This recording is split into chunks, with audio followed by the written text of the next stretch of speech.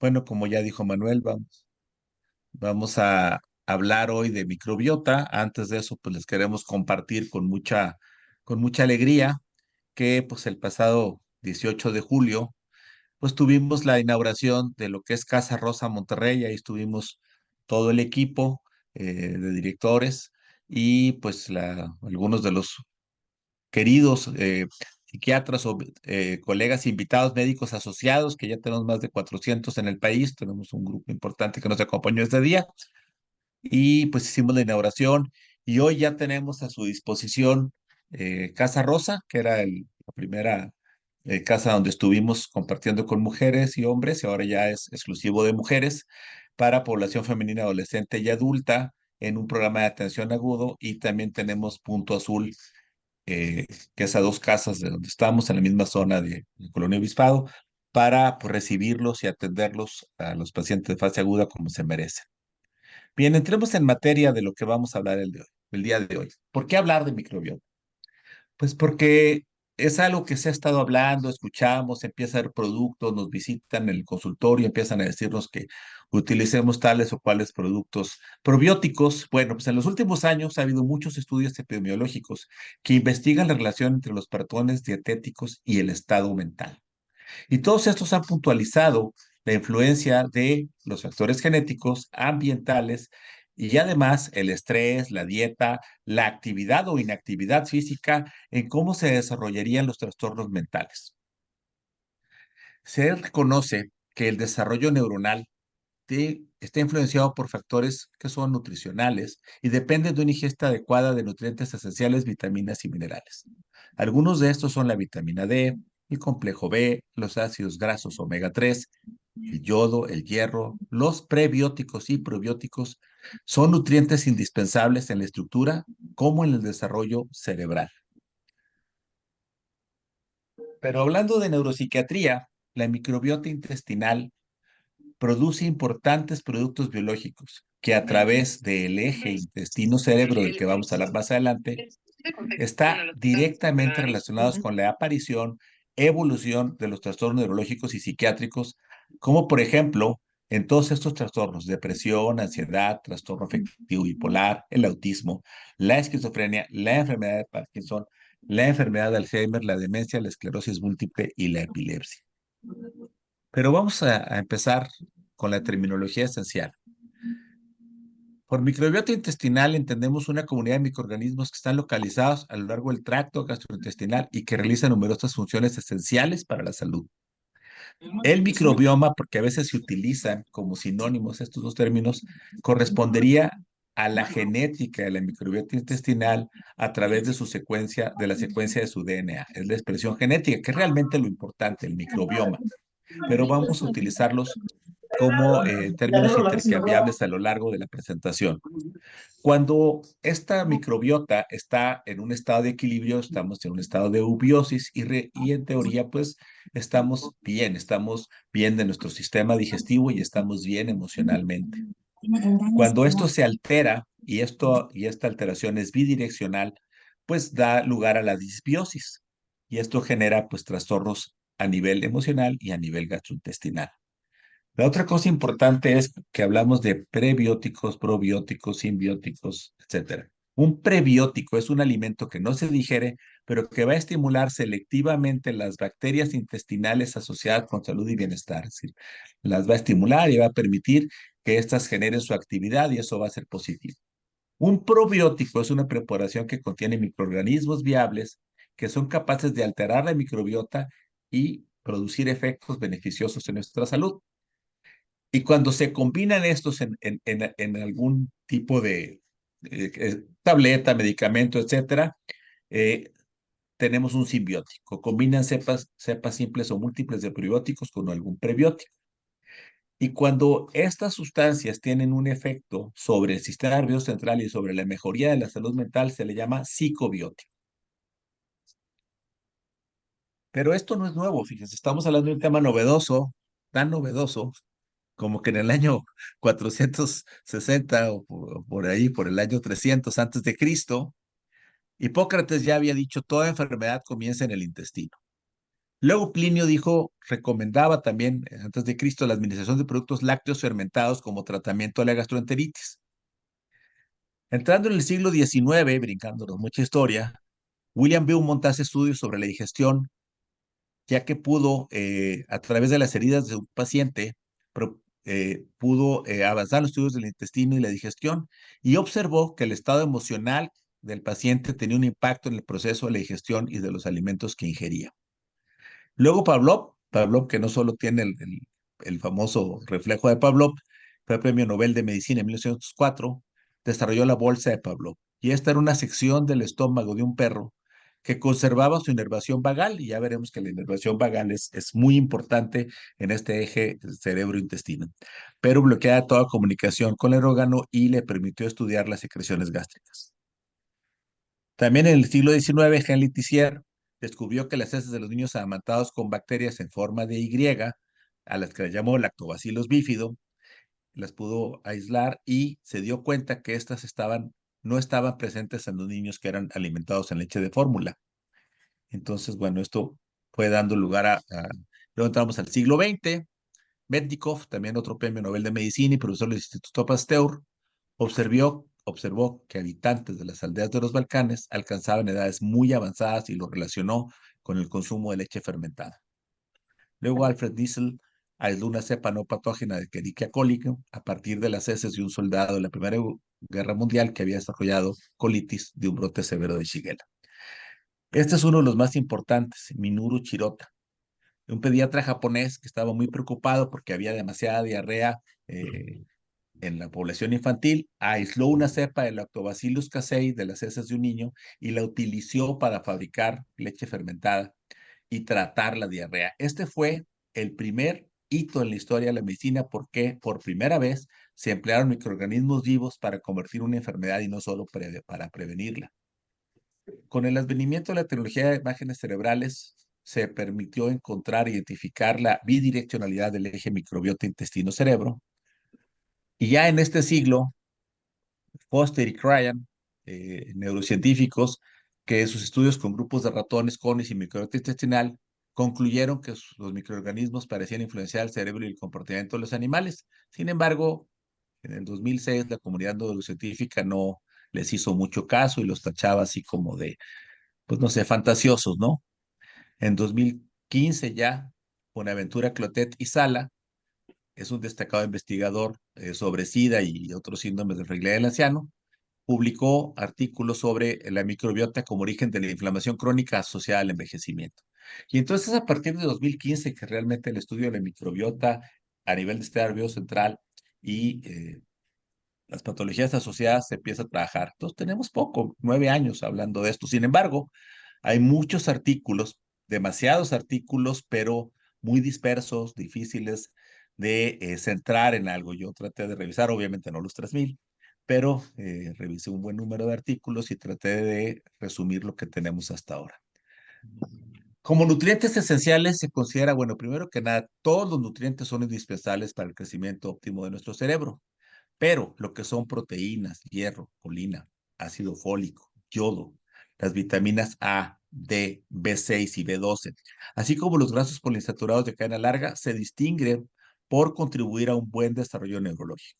Pues ya de aquí tenemos alguna idea de qué es una alimentación sana para nuestro bienestar neuropsiquiátrico, para nuestro bienestar emocional.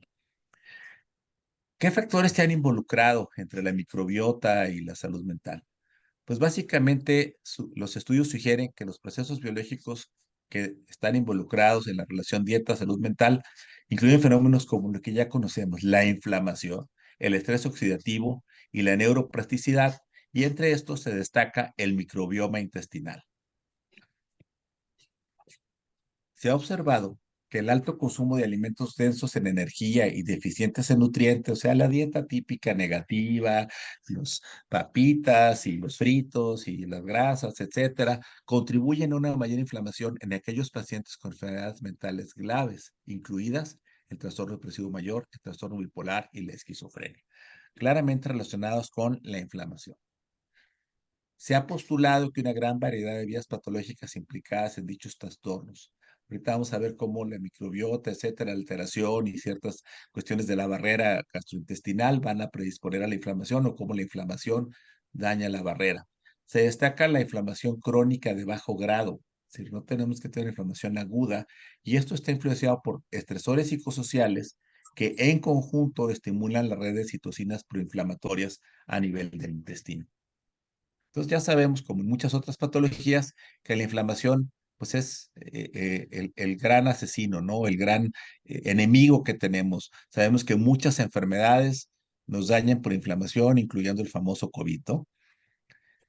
Entonces, ¿qué pasa con la microbiota? Y aquí vemos tu estado de ánimo, tus bacterias intestinales, ¿no?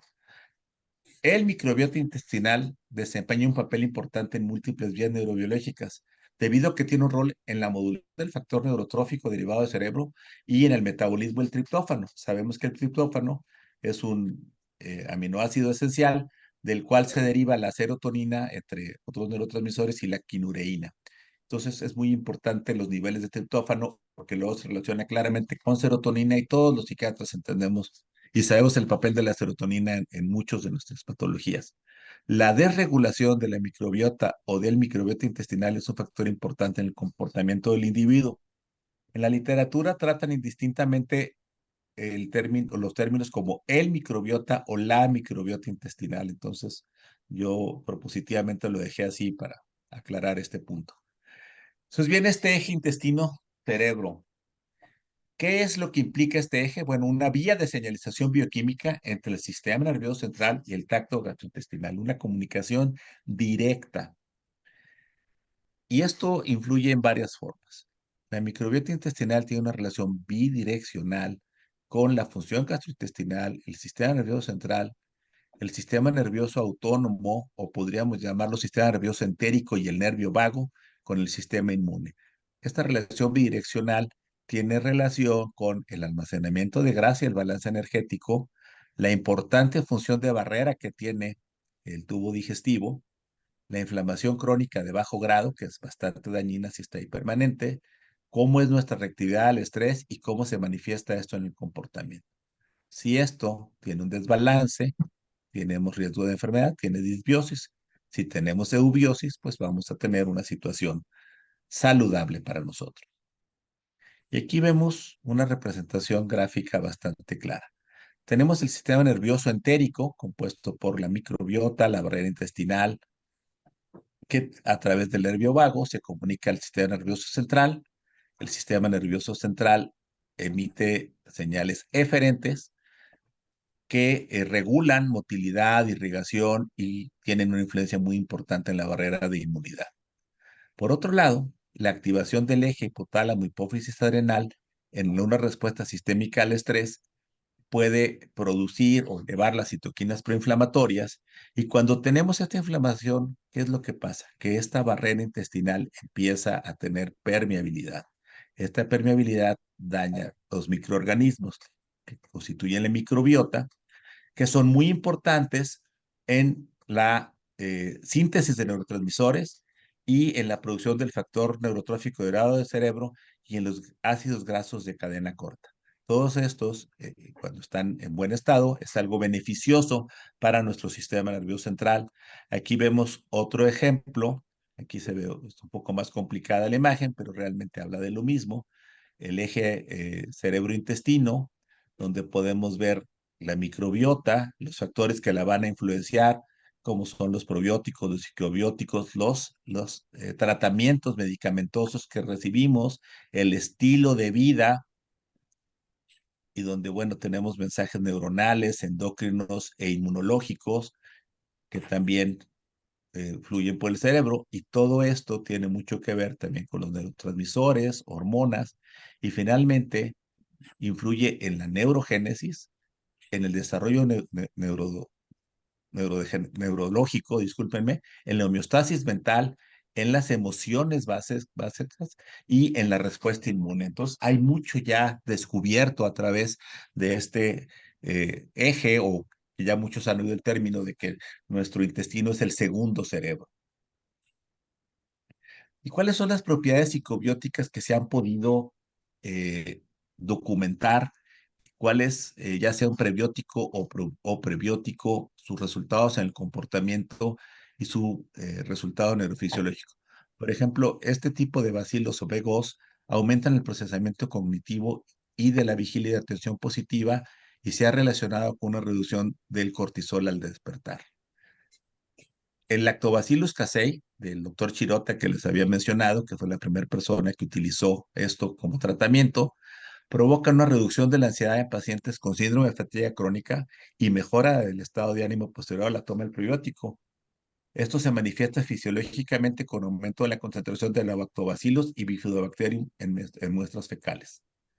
Las formulaciones probióticas de lactobacillus helvéticos y bifidobacterium longum reducen la angustia psicológica, aunque no se ha encontrado su correlación fisiológica, y formulaciones probióticas multiespecíficas de lactobacillus y bifidobacteria reducen el estado depresivo y los sentimientos agresivos. Se estima que en nuestro cuerpo hay más de 1 millón, discúlpeme aquí, de especies bacterianas, 1.000 millones de especies bacterianas.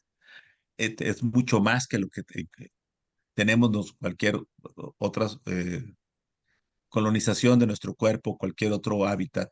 Y las principales lactobacilos o las principales probióticos o cepas bacterianas que tenemos, discúlpenme, son los de estas familias, Firmicutes, que son estos que conocemos, los bacteroides, las proteobacterias y las actinobacterias.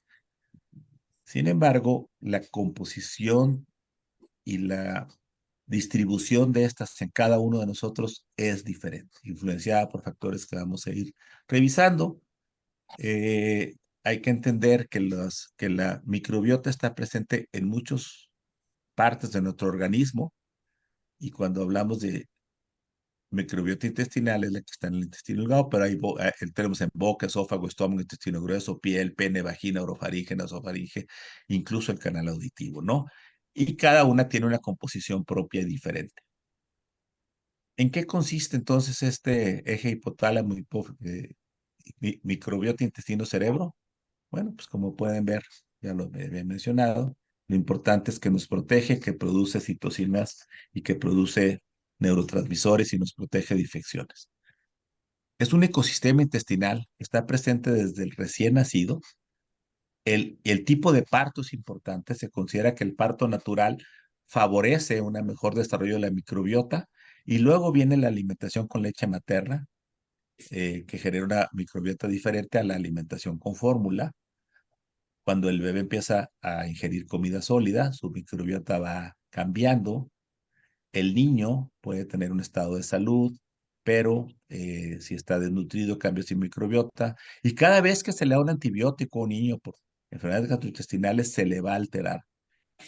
Yo cuando hice esta plática me acordé mucho de que cada vez que mis hijos se enfermaban de niños, el pediatra les daba el antibiótico y inmediatamente después les daba algo que ahora sé que eran probióticos. En aquel entonces se les llamaba probióticos, simplemente él daba situaciones, la famosa enterogermina, ¿no? No le quiero hacer propaganda a nadie, pero bueno, me acuerdo muy bien que siempre les daba esto y bueno, ya veo que tenía muy buena idea de que había que proteger la flora intestinal. En el estado de adulto tenemos una composición diferente, hacia hay obesidad y esta también va cambiando conforme los años, ¿no? Ojalá y podamos tener esta composición de microbiota, ¿verdad? De 100 años. Eh, pero hay diferentes mecanismos por los que la microbiota altera el funcionamiento del sistema nervioso central. La microbiota altera la permeabilidad de la membrana y eso sucede con infecciones, con todo cuestiones de inflamación y algunos medicamentos pueden revertir esta fragilidad de la permeabilidad intestinal. La alteración de la composición de la microbiota y esto puede ser cambiado, por ejemplo, por el tratamiento con antibióticos. La vía neural a través de alteraciones del nervio vago, el metabolismo del triptofano, que ya les había dicho, la respuesta hormonal gastrointestinal o por los mismos metabolitos bacterianos que pueden atravesar la barrera gastrointestinal y van a interaccionar con las células neuronales estimulando el sistema nervioso central. Entonces, si tenemos un estado de salud, pues tenemos equilibrio y si no, pues tenemos enfermedad, ¿no? De nuevo, entendiendo que hay una relación directa y que quizás es algo a lo que no le hemos puesto la atención suficiente en el tratamiento de nuestros pacientes. ¿Cuáles son las recomendaciones? Del lado izquierdo, pues vamos a ver que las cosas que nos ayudan a tener un buen estado, el eje microbiota intestino-cerebro, sería alimentación, tiene que ver con nuestra genética, el parto, ya les había comentado, el medio ambiente, qué tipo de medicamentos recibimos y cómo nos protegemos después de recibir medicamentos y el hacer ejercicio. La ingesta de alimentos densos, con mucha grasa, etcétera, pues es malo. Si no tenemos una buena actividad cognitiva, un estilo cognitivo, si vivimos durante mucho estrés, nos falta interacción social y tenemos mucho miedo o ansiedad, todo esto daña la microbiota intestinal. Y bueno, está este artículo que amablemente me pasó hace pocos días el doctor David Saucedo, que le doy las gracias eh, para complementar esta plática, donde dice que, está muy claro, dice, el imbalance del intestino crea un imbalance en el cerebro. Entonces, bueno, es una revisión de la microbiota intestinal asociada a a las enfermedades neurológicas y psiquiátricas. ¿Cuáles? Pues bueno, es el eje, tiene que ver con depresión, ansiedad, bipolaridad, autismo, Alzheimer, Parkinson, esquizofrenia, demencia, esclerosis múltiple y epilepsia. Casi nada, ¿verdad? Es una pues, publicación muy reciente, del año 2022, y por cuestiones de tiempo yo no lo voy a realizar por completo, pero este artículo, y se los puedo pasar con mucho gusto, revisa cada una de estas patologías en la relación del eje intestino-cerebro. ¿Qué es lo que se ha encontrado? ¿Cuáles son la composición microbiana que se ha asociado a esto, de acuerdo a los estudios que se han publicado? Es un muy buen artículo. Entonces pasamos a qué nos ayudaría para tener buena salud mental. Y aquí es un estudio con 34 nutrientes. Y lo que se ha encontrado es que nuestra dieta debe tener polifenoles, ya que son antioxidantes, vasodilatadores, vasoprotectores, antiinflamatorios, y estos se encuentran en los cítricos, en la soya, y una gran variedad de alimentos vegetales, cereales, té o vino.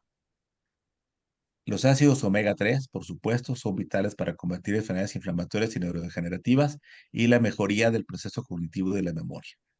Bueno, aquí vienen algunos de la forma en la que tienen influencia en la microbiota. La vitamina B1, que ayuda a las células del organismo a convertir carbohidratos en energía.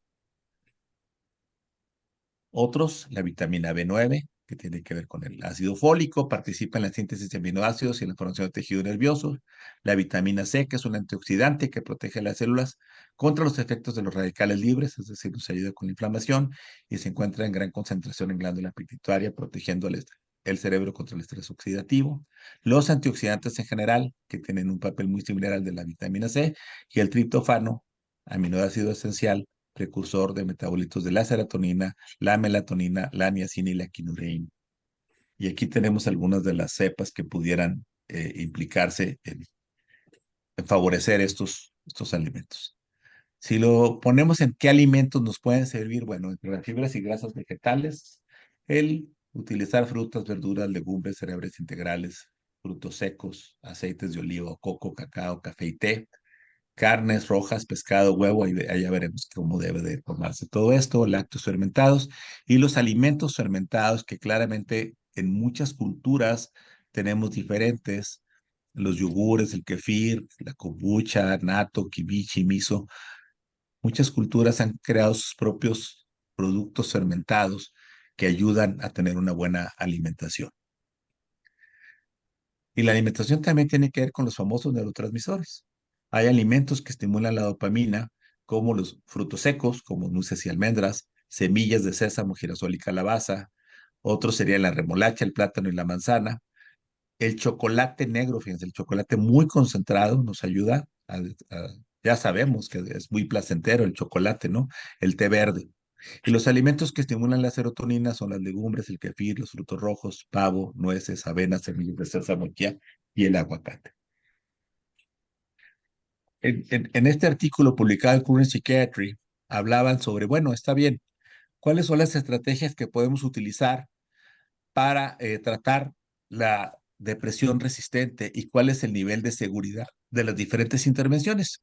Y aquí vemos intervenciones como la deprivación del sueño, el ejercicio, la yoga, la vitamina D, los probióticos, etcétera. Y aquí vemos cómo está dentro de las medidas de bajo riesgo. Los probióticos pueden generar reacciones alérgicas, pero en general tienen muy pocos problemas y están dentro de todo este grupo. Tenemos otras actividades de riesgo moderado y algunas de riesgo más alto, incluyendo un medicamento como la agomelatina, ¿no? Entonces, está reconocido como una buena estrategia con muy bajo riesgo si queremos trabajar en depresión con respuesta insuficiente. Y aquí viene un resumen de los estudios que se han hecho sobre dar probióticos en diferentes sistemas, en diferentes enfermedades mentales y ver cuál ha sido el resultado. En esta tabla vemos los estudios, 5 estudios hechos en depresión. Como pueden ver, pacientes con depresión mayor, moderada, depresión leve a moderada y mujeres a veces con depresión. Como ven, fíjense, 4 estudios son hechos en Irán y uno es hecho en Polonia. En uno de estos se dio probióticos más placebo. Desgraciadamente, en ninguno de ellos se evaluó microbiota, pero los resultados sí fueron claros. Una disminución significativa en el en el inventario de Beck, por ejemplo, de depresión de Beck. En este otro estudio, donde era simbiótico contra placebo 2 veces al día junto a fluoxetina, puntuación significativamente menor en la escala de Hamilton-D contra en el grupo intervenido, contra el que no. Pacientes cuando se les dio probiótico, prebiótico o placebo por 8 semanas, disminución significativa del inventario de puntuación de Beck en el grupo intervenido. Este es el único estudio que no tiene resultados significativos. Estos 2 estudios no tienen cambios significativos. En otras patologías, como les digo, no hay tanto ya en el estudio. Este es un estudio de pacientes con diagnóstico de esquizofrenia por al menos 2 años bajo tratamiento por 6 meses. Se les dio probiótico más vitamina D, 12 semanas de estudio y hubo una disminución significativa en la puntuación del PANSS en el grupo intervenido. Un estudio en niños y adultos con diagnóstico de TDA que no habían tenido cambios en el tratamiento en 4 semanas. Se les da por 9 semanas simbióticos y placebo. No hubo cambios significativos en los síntomas de TDA, pero sí en las escalas de calidad de vida y de adaptación. Muy interesante esto. Y otro estudio de pacientes con diagnóstico de Alzheimer, donde se les dio probiótico más selenio por 12 semanas y hubo un aumento significativo en la escala del Mini-Mental. Entonces, pues también son datos prometedores. Y pasando a más evidencia, este es otro estudio que se puede descargar gratuitamente por internet, está abierto. Nosotros siempre estamos buscando las guías terapéuticas, ¿no? Y estamos acostumbrados a utilizar guías para el tratamiento de la depresión y de la esquizofrenia y el de trastornos bipolares y en general para los tratamientos o trastornos con los que nos enfrentamos. Y uno de los grupos más respetables en el desarrollo de guías es el grupo canadiense, CATBAT, que es la red canadiense para el tratamiento de los trastornos de ansiedad y el ánimo, que es el que ha desarrollado las guías más respetadas en trastorno bipolar y otras guías de tratamiento de la depresión. Y el otro grupo es la Federación Mundial de las Sociedades de Psiquiatría Biológica. Estas 2 sociedades se reunieron para revisar qué había o qué guías podemos hacer sobre la nutracéutica y los fitocéuticos. Es decir, todos estos que nos hablan que si el magnesio es bueno para dormir, que si hay que usar selenio, que si hay que usar tal sustancia, que si la valeriana sirve o no, el cava cava, etcétera. Entonces, este es un artículo también muy grande que se puede descargar directamente online. Es libre, como les digo, tiene algunos de los autores muy reconocidos como Yadham, por ejemplo, que son gente pues, con un alto nivel de respeto científico. Y hay una sección de este artículo que habla de, bueno, ¿y qué pasa con los probióticos, no? Y bueno, lo que ellos concluyen en ese artículo acerca de probióticos es que las cepas probióticos, especialmente de Lactobacillus y Bifidobacterium, y si como han podido ver a lo largo de la presentación, estas 2 cepas se repiten bastante, ¿no? En dosis de 1 a 10 mil millones de unidades por día, se recomiendan provisionalmente para uso complementario. Es decir, no se recomienda como monoterapia en trastorno depresivo mayor, pero sí está muy claro que su uso como adyuvante en la depresión beneficia a los pacientes. Más claramente lo que ellos dicen es que tiene un grado de evidencia A, que es el más alto que puede haber, metaanálisis estadísticamente significativos. Sus recomendaciones como adjunto, provisionalmente, como monoterapia no, y los datos de seguridad son sólidos. No se han confirmado cuáles son las cepas de probióticos más apropiadas, pero se considera que Lactobacillus y Bifidobacterium son las más estudiadas. Lo que pasa es que cada quien tenemos nuestra propia flora intestinal, ¿no?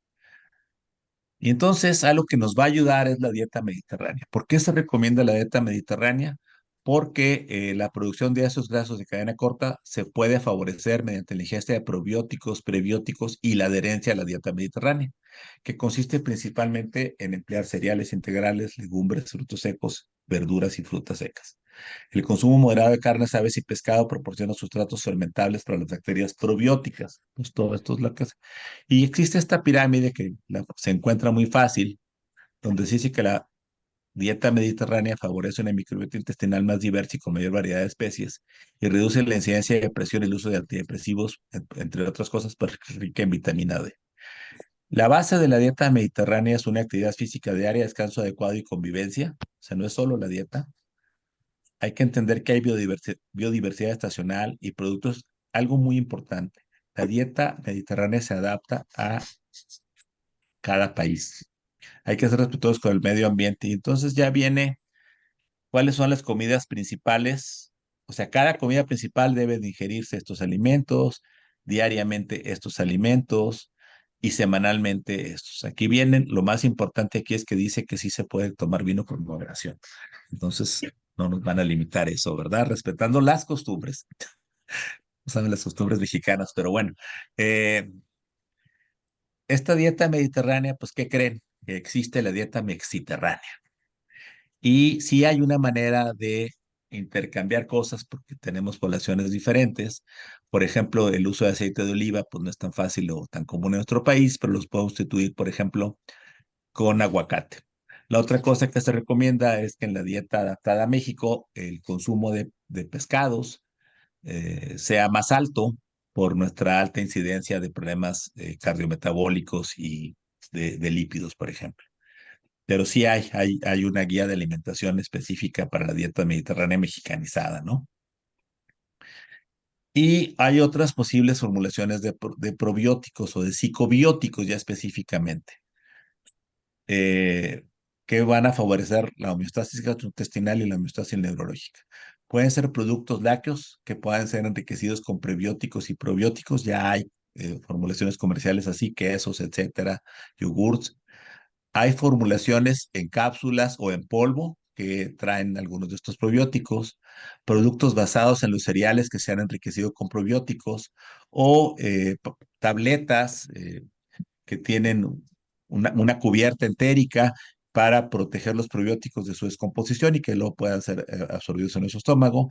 Y también ya tenemos bebidas que no son propiamente lácteas, pero basadas en almendras, que son enriquecidas con probióticos, y productos de desechos agroindustriales que generan bebidas que se pueden, o productos que se pueden enriquecer con probióticos. Entonces hay una variedad importante que nos va a ayudar a que tiene una alta influencia en el estado de ánimo, el comportamiento, el estrés y toda la estimulación del nervio vago y los circuitos neuronales.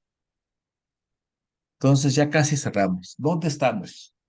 Hablando no solo de qué favorece un mejor equilibrio gastrointestinal.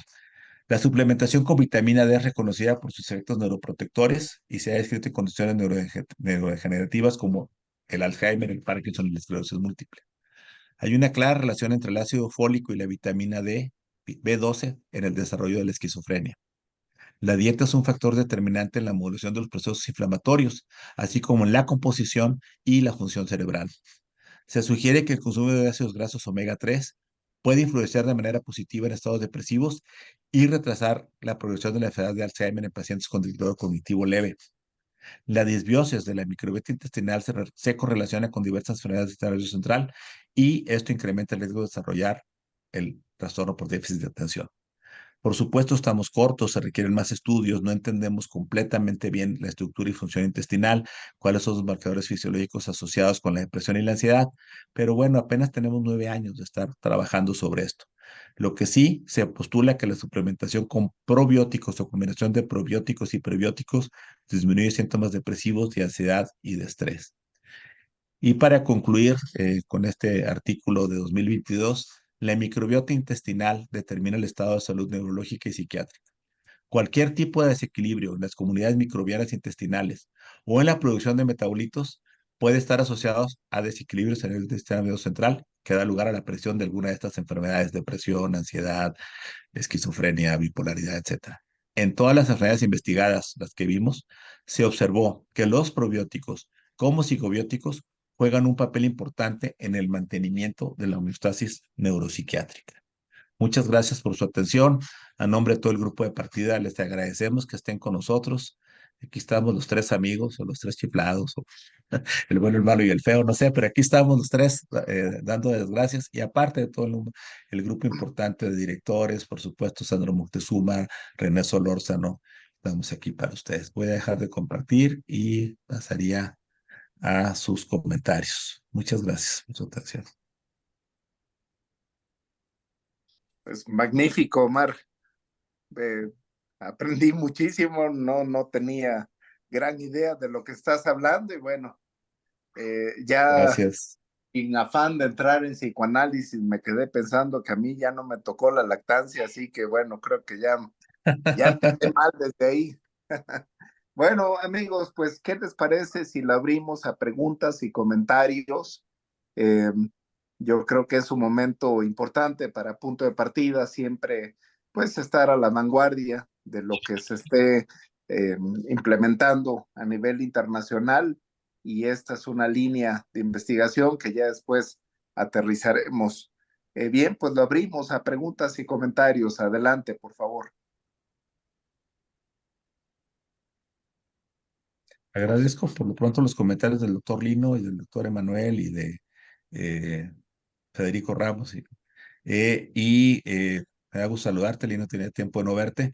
Y Emanuel Sarmiento nos comparte aquí, por favor, pónganle atención, un artículo que el año pasado publicaron sobre el rol de microbiota en el primer episodio de psicosis. Gracias, Emanuel, para enriquecer estas presentaciones.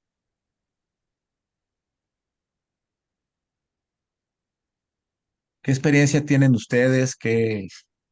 ¿Cuántos de ustedes usan o ya han usado probióticos, simbióticos o algo de estos preparados con sus pacientes?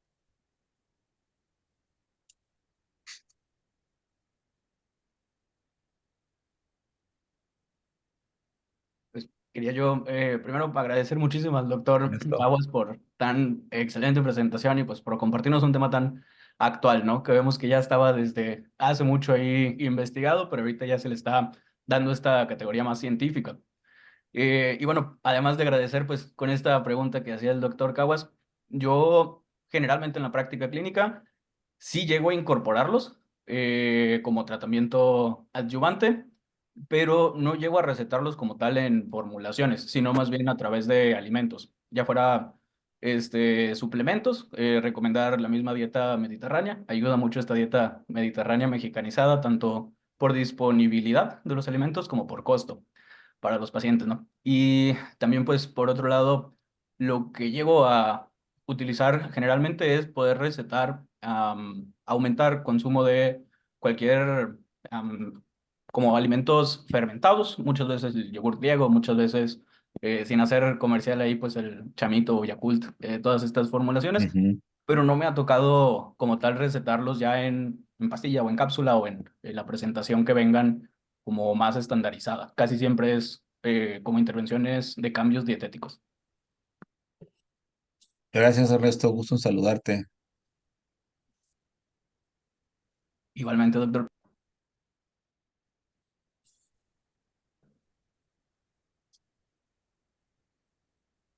¿Alguien más tiene algún comentario? Creo que es un área que cada vez vamos a oír más y vamos a ir encontrando nuevas evidencias.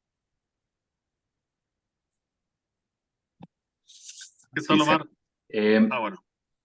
Ahí se, sí, alguien va. Federico. Federico quería hablar. Sí, Federico Ramos no, y el doctor solamente, Luis Martínez. Yo tenía la inquietud, Disculpa, Federico. Sí, doctor Luis. sí se escucha bien, ¿verdad? Porque yo aquí de Sí, repente lo tengo un poquito, pero sí me escuchan bien, ¿no? Perfecto. echamos muy bien, doctor.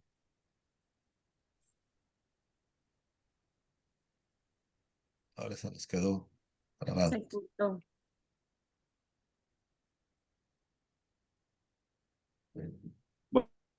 Federico, por favor. Bueno, mi inquietud era nada más que hace poquito me enteré de a mí mucho mi gastroenteróloga, yo de intestino irritable, y ella me insistía mucho en que el Saccharomyces boulardii, que es el que contiene el fluoratil, que era de los más importantes para cuestiones de salud mental, y más o menos recuerdo que está involucrado un tanto por en la absorción del triptófano o por también que se pueda aprovechar bien, que haya buena absorción del metilfolato, bueno, del ácido fólico en sí, ¿no? Y probablemente de otros variantes de la vitamina B. Pero por ahí viene una de las últimas diapositivas que es otro lactobacilo, porque a mí me sorprendió que este Saccharomyces boulardii, de hecho, es una variedad de hongo. No sé si un hongo unicelular parecido a las levaduras o pues a fin de cuentas es una variante de hongo. Pero ahorita yo desgraciadamente empecé a ver la práctica ya un poco empezada. Entonces no sé cuáles serían los que sí están más relacionados en su experiencia con esto, con el triptófano, el ácido fólico. Gracias, Luis. Como por ahí lo mencioné, no hay una claridad de qué es lo mejor. La mayoría de los estudios son con lactobacillus y bifidobacterium a nivel de psicobióticos. El problema es que muchos probióticos, como lo que tú mencionas, también tienen este efecto a nivel de este nervio central y no se han estudiado tanto.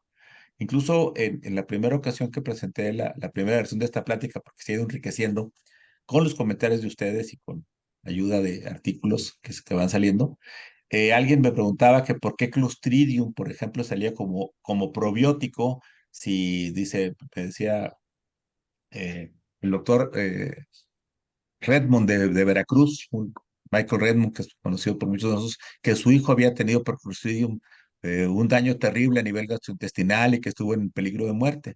Y lo que pasa es que esas cosas no tienen todavía respuesta, porque no es el microorganismo por sí solo, sino la composición en general de la microbiota lo que hace que un microorganismo pueda ser positivo en un momento o negativo en otro, ¿no? Porque se desbalancean, porque hay otras cosas. Entonces, la respuesta es que no sabemos exactamente qué hay, solo sabemos que los más estudiados son estos y que son los que por el momento se recomiendan, pero esta no es la verdad absoluta.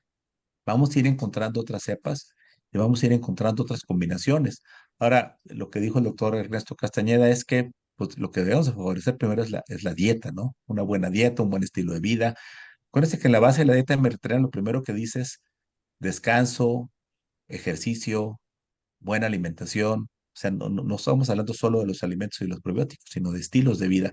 Nosotros en punto de partida nos gusta estudiar estas cosas porque pues, queremos estar siempre a la vanguardia y hemos estado hablando en estos días sobre incorporar con nuestros pacientes dietas que favorezcan esto, punto de partida, además de poder incorporar formulaciones probióticas o psicobióticas, otras cuestiones como por ejemplo el ácido, el L-metilfolato, o sea, tratar de darle a nuestros pacientes complementos que ayuden no solo a tenerlos bien medicados, por supuesto, y con todo el proceso de psicoterapia, sino ayudar con otras cosas.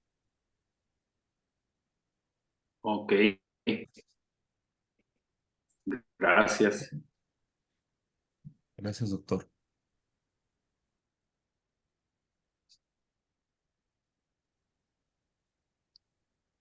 Yo no sé si en el chat hay otro comentario. Gracias. Muy amables a todos por sus comentarios, les agradezco mucho su atención y como siempre, pues el grupo Punto de Partida. Estamos para servirles. Ricardo, no sé si quieres tomar la palabra. Claro Pues feliz de volverles a saludar a todos ustedes, satisfecho de compartir conocimiento, que finalmente es lo que nos une a todos, y en el beneficio del paciente, siempre con este espíritu de innovar y sobre todo de seguir investigando. No todo está dicho y eso nos congratula y estimula para que siga consolidándose el modelo evolutivo del Grupo Punto de Partida. No me resta más que a nombre de nuestro presidente Sandro Moctezuma y de mis colegas que ahora somos los tres chiflados. Aquí seguiremos chiflando y muy alto, y junto a todos ustedes nos vamos a escuchar muy fuerte a nivel nacional. Un abrazo, queridos amigos, que descansen y hasta pronto. Muy buenas noches. Gracias. Buenas noches y gracias por su Hasta luego, atención. gracias. Un placer. Jenny, muchas Gracias. gracias por todo tu apoyo, Jenny. Gracias. Gracias, doctor Omar. Nos Bonita vemos. noche para Bye. todos. Bye. Buenas noches, amigos. Buenas noches. Chao.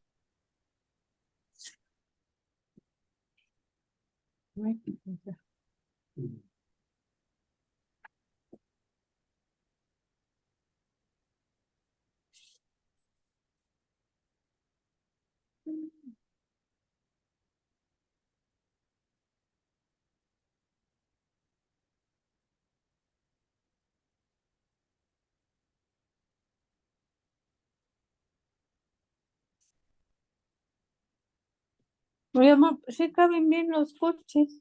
Yo voy a moverlo, Dianita. No.